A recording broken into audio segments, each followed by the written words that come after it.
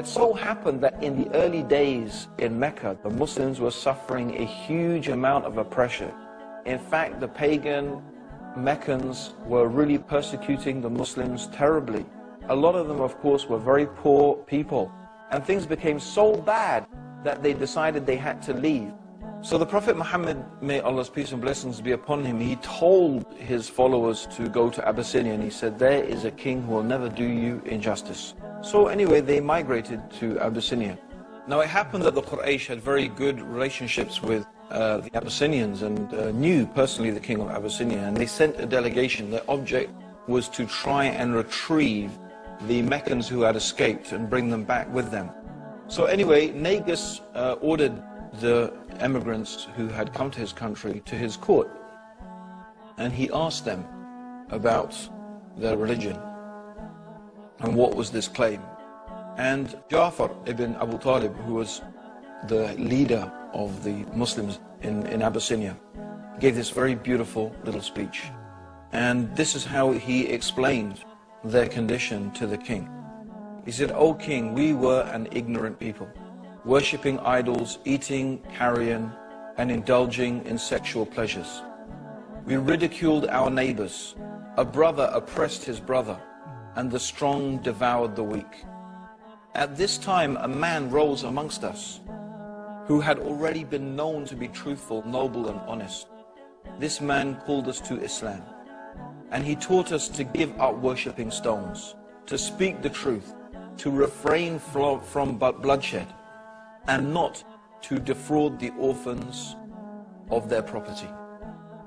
He taught us to provide comfort to our neighbors and not to bring slander against chaste women. He enjoined on us to offer the prayers, observe fasts, and give charity.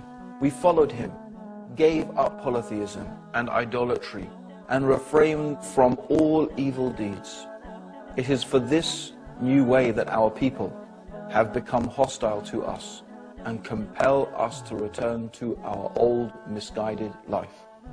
Now when the king of Abyssinia heard that, he said that there is no way that I will return these people to you. There is nothing that they have done wrong, and they are free to stay and live in my kingdom. So anyway, the Muslims left thinking that was at the end of it. But no, the delegation of Quraysh were not going to give up so easily. One of them thought to himself, I know, let's tell Negus what they say about Jesus. So they went to Negus and he said to him, you know, the Muslims, they don't say that Jesus is God or the Son of God. They say he's only a prophet of God. Ask them what they believe about Jesus, and you will see they even insult your own religion. Negus called them back to the court the other day.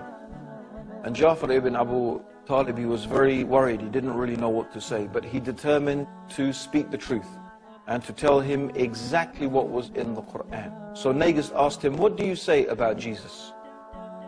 So Ja'far said, we say what our Prophet says, that he is a messenger from Allah and his word, which he bestowed upon Mary, and a spirit from him. So this is what we believe concerning Jesus, and that he was given the Injil. And when Negus heard that, he said, truly, Jesus said nothing more than that about himself. What is this book that you read? Negus asked. And Ja'far ibn Abu Talib, he read the first few verses of Surah Al-Maryam. Indeed, I am the servant of God. Indeed, I am the servant of God, Abdullah. And he has given me the scripture and made me a prophet. And he has made me blessed wherever I am, and has enjoined upon me prayer and zakah as long as I remain alive, and made me dutiful to my mother. And he has not made me a wretched tyrant. And peace be on me the day I was born, and the day I will die, and the day I am raised alive. That is Jesus, the Son of Mary, the word of truth about which they are in dispute. It is not befitting for God to take a son, exalted is he. When he decrees an affair, he only says to it, be, and it is. And Jesus said, and indeed, God is my Lord and your Lord. So worship him. That is a straight path. Negus began to cry, and so did many of the assembled courtiers, even the bishops. They began to cry because of these beautiful words about Jesus in the Quran. And then Negus said, verily, what your prophet has brought and what Jesus said are two things from the same source. You are free to stay and live in my kingdom. In fact, this same Negus of Abyssinia himself converted to Islam.